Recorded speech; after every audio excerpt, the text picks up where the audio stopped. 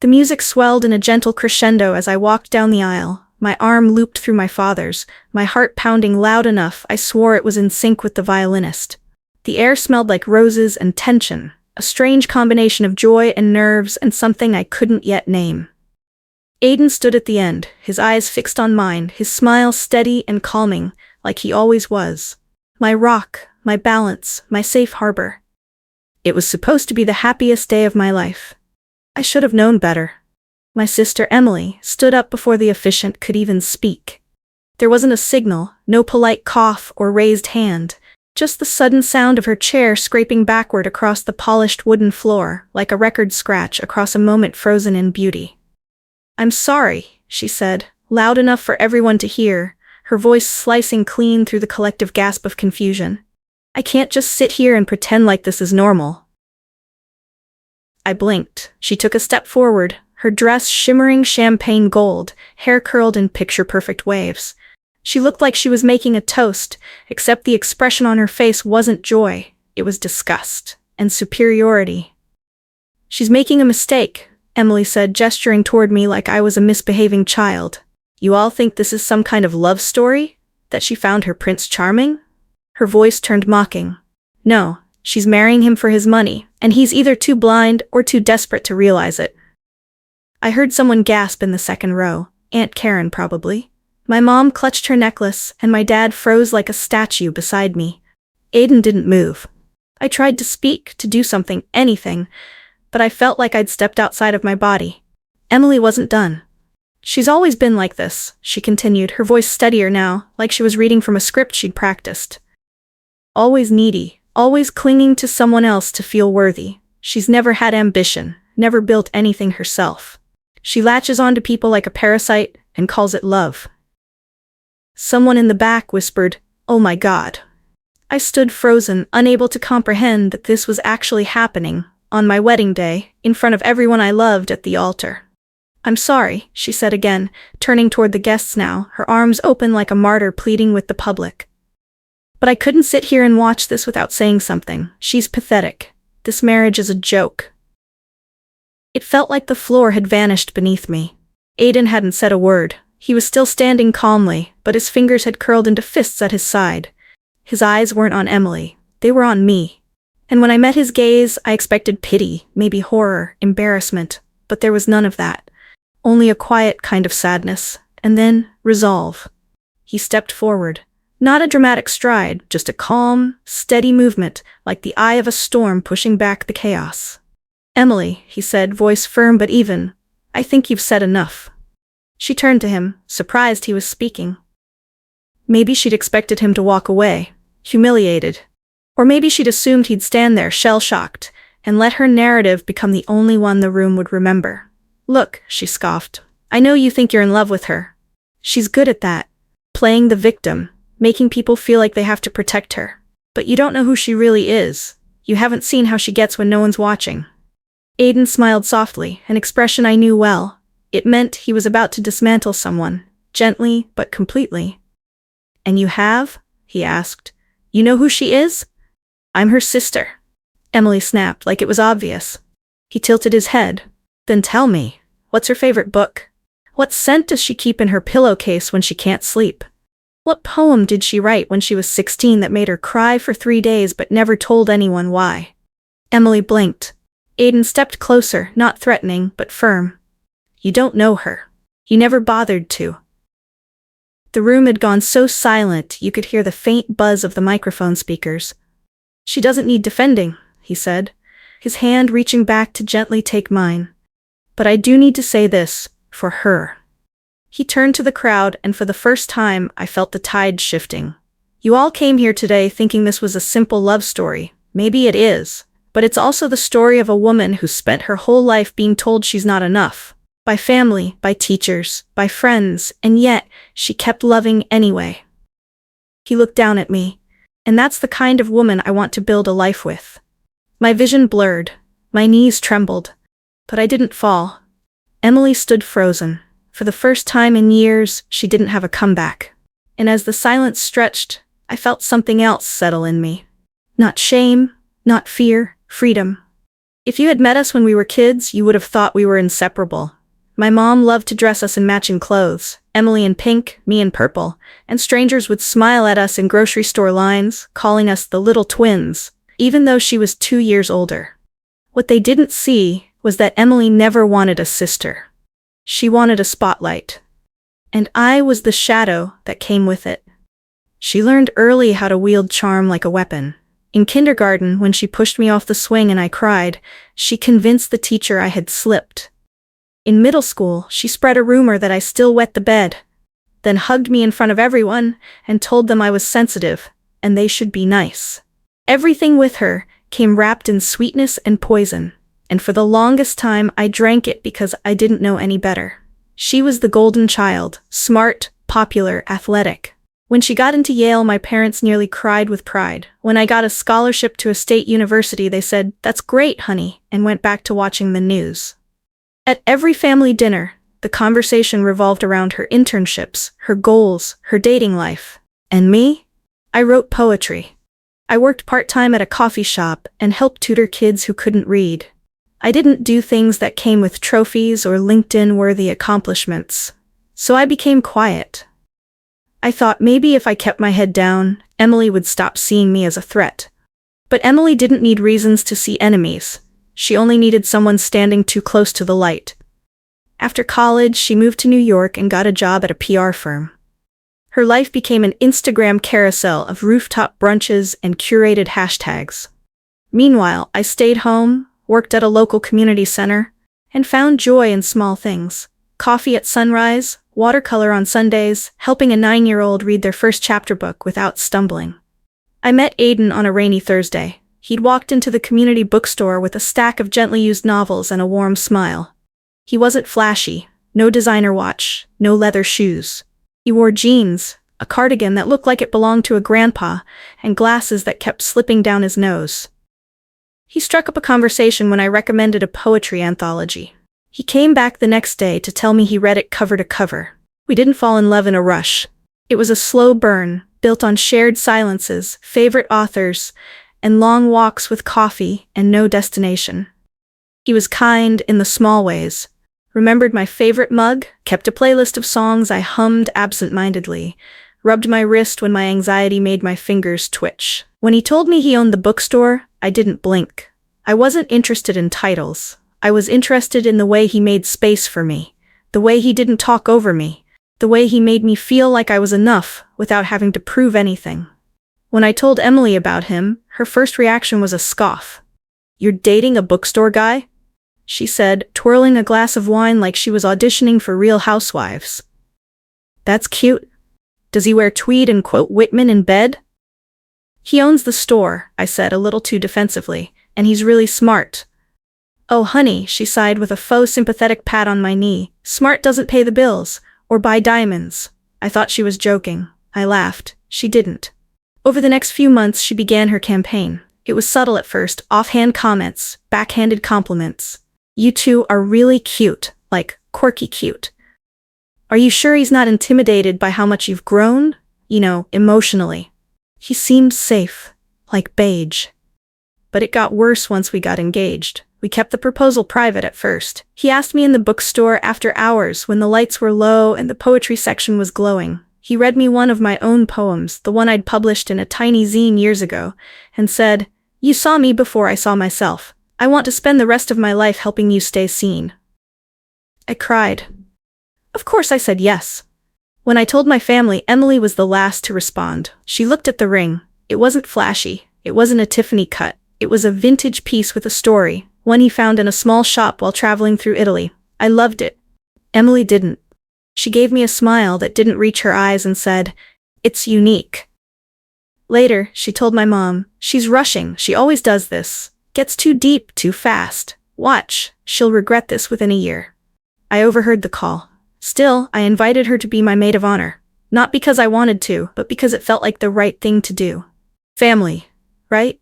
She accepted like it was a throne. From that moment on, planning the wedding felt like a battle. Every dress I liked, she vetoed. Every flower I chose, she wrinkled her nose. She offered to handle the bachelorette party and instead booked a club I hated, invited people I barely knew, and posted photos with captions like, "Prepping the lamb for slaughter. Married life." I told myself she was just being dramatic, that it was her way of coping. That maybe, underneath it all, she was happy for me but didn't know how to show it. But deep down, I knew. Emily didn't want to see me happy. She wanted to see me beneath her. And the wedding? That was the stage she couldn't resist stealing. Emily didn't wait long after accepting the role of maid of honor to assert her control. Within the first week, she had started a group chat titled Wedding Command Squad, where she posted a color-coded spreadsheet of tasks, all assigned to herself. "It's better if I just take charge," she said during our first planning call. "You're emotional right now, and I don't want you making decisions you'll regret." She said it sweetly, like she was saving me from myself. I told myself it was fine, she was just trying to help, but the red flags began to pile up like bricks, forming a wall between me and my own wedding. She rejected my color scheme. "Blush and sage? It'll wash everyone out. Let's do navy and gold, more elegant." She called the florist I had chosen and canceled the booking without telling me, then surprised me with a new one. "She's a friend of a friend. You're welcome," she said, ignoring the fact that her vendor's quote was twice as high.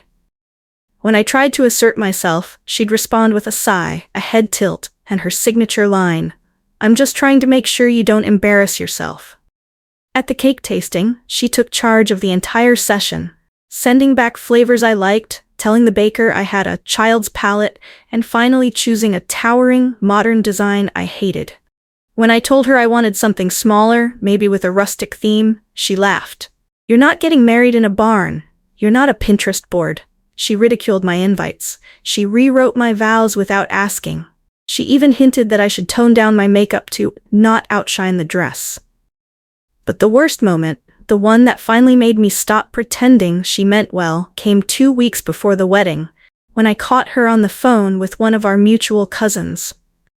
"She doesn't even know who he really is," she said, unaware I was walking past her room. "He owns some stupid bookstore, and she thinks that makes him cultured. It's pathetic. Honestly, I think she's rushing this because she's afraid she'll never find anyone else." I stood there, outside the door, my mouth open, my ears buzzed with rage. "She'll screw this up," Emily continued. "She always does. The wedding will probably fall apart on its own. I'm just letting the truth speak for itself." I knocked, hard. She opened the door, startled but not guilty. "Oh hey, I heard everything," I said. There was a pause, and then for the first time, she dropped the act. "So what?" she snapped. "You don't want to hear it, but it's true. You've always been desperate for love. You cling to anyone who shows you attention, and now you're playing house with a man you barely know just so you can say someone picked you." Her words hit like broken glass, and the part that cut the deepest wasn't what she said, but how easily she believed it. "I want you out of the wedding," I said, my voice shaking. She laughed. "Don't be ridiculous. I'm serious, Emily. I'm done. You don't support me. You never have. And I don't want you standing next to me pretending to." But Emily knew exactly how to manipulate the people around her. The next day, she called our mom in tears, said I was overreacting, said she was just concerned and that I was lashing out. By the end of the week, I had 3 aunts calling me to say, "She's your sister. You only get married once. Don't let this ruin it." Aiden offered to uninvite her. "She doesn't have to be there," he said gently. "This day is about you, about us." But I was exhausted, drained, and deep down, I still clung to some foolish belief that if I let her stay, she might show up as the big sister I always wanted. So I let her back in.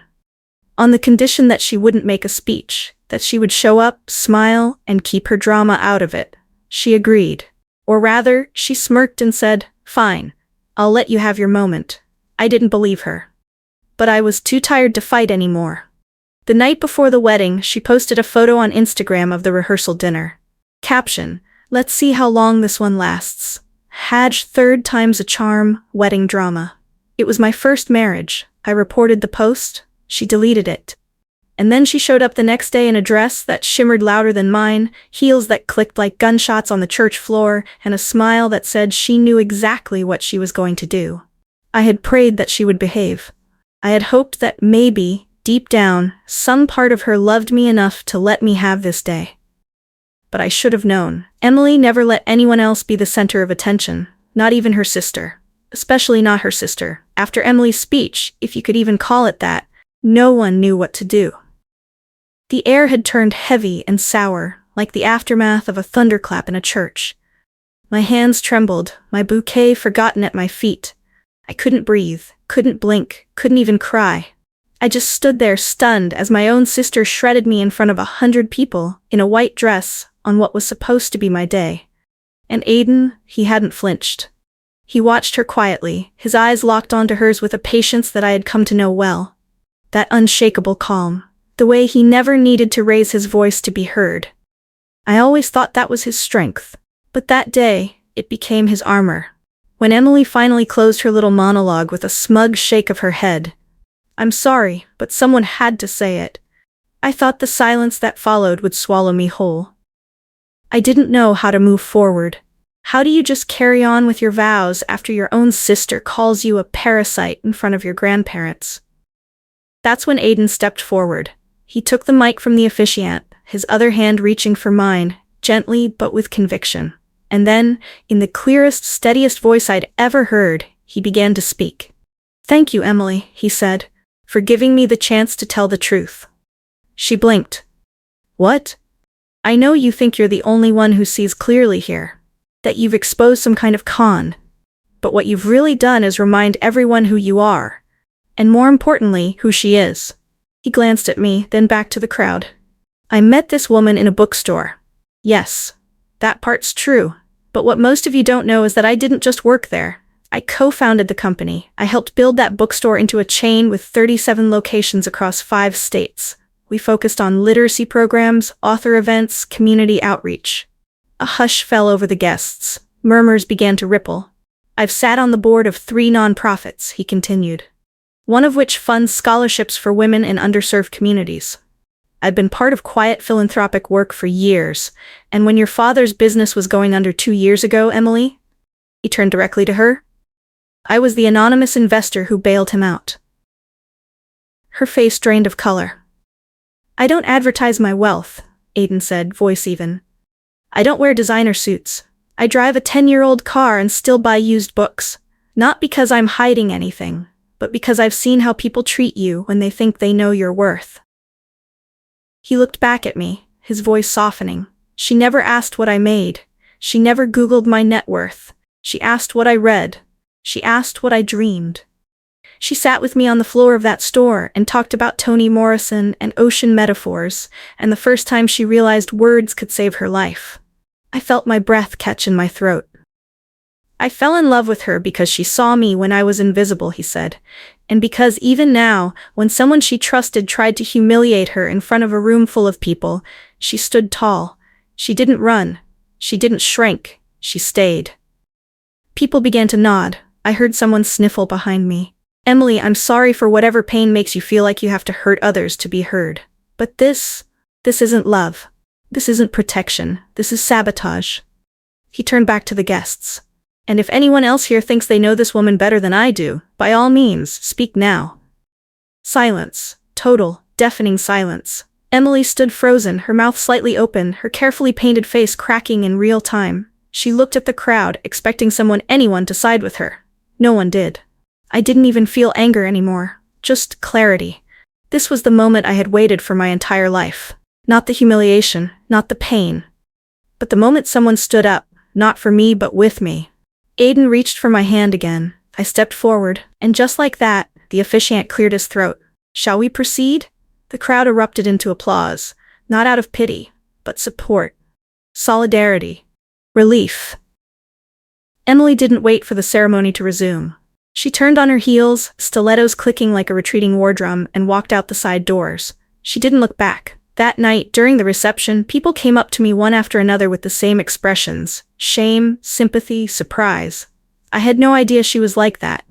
One aunt whispered, "She always seemed so perfect," a friend murmured. "I'm sorry I believed her when she said you were marrying beneath yourself," a cousin admitted. "Clearly, you married up."